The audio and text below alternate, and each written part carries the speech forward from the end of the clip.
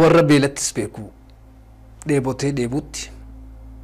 erga jaarraa meeqa harkan laachisu hin jiru rakkoon hangarraatti kattaa jabaataa rukuttaa irree jabaa fi dha'icha burruusaa dandamatee bulu biqiltuu rooba dhabuun hin gogsine ibidda keessatti biqilu warra dur ganamuma waaqni uume guddisee bara amaa kanatti waan xinnoo miti jedhee dirree gubbaatti ba'ee guddummaa isaa mul'ise saba dharan jaallanne haqa barbaacha deemu Oromoon irraan dhaladhe kanaaf amboona yoomuu inni idda dhiiga koo Oromoo godhee uume rabbiin haa galatoomu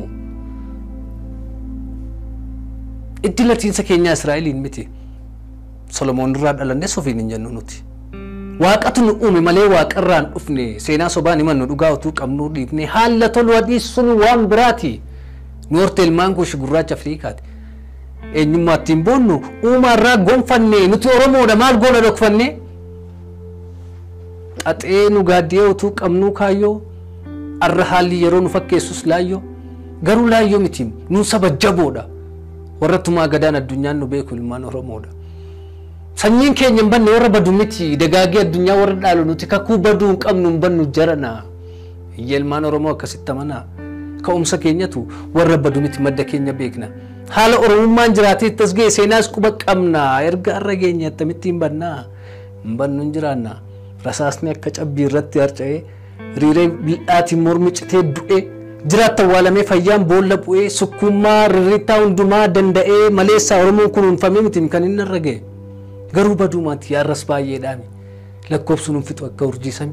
wal horree baay'annee guunnee irra dachee akkamittiin badaree sanyiin waaqni tolcha beekna jiraachuun keenya kaaniif gammachuu miti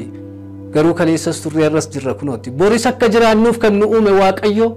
kan badiisa nuuf hawwan galgala isaaniif wayyoo nama balleessu miti nuti jiraachuuf feena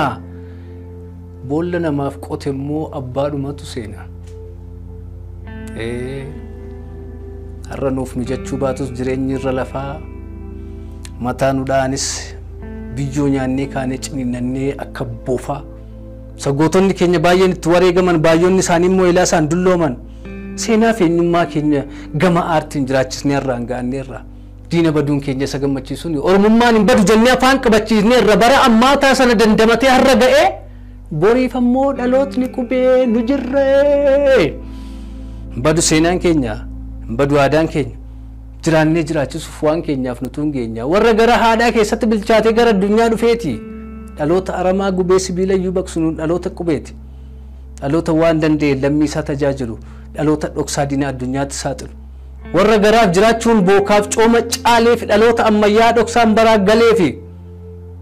daagujjaa mataan diimaa warri keenya qotanii warra qotetu beeka gadhee garaan fincaanii warri keenya dhalchanii warra dhalchetu beeka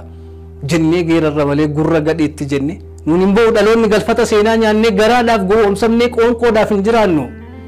haala yeroon islaafnee rakkinatti harkallaan nuun furmaata argata shirriif xaxaan baroota dhugaadhaaf wareegamnee taana abdii dhaloota.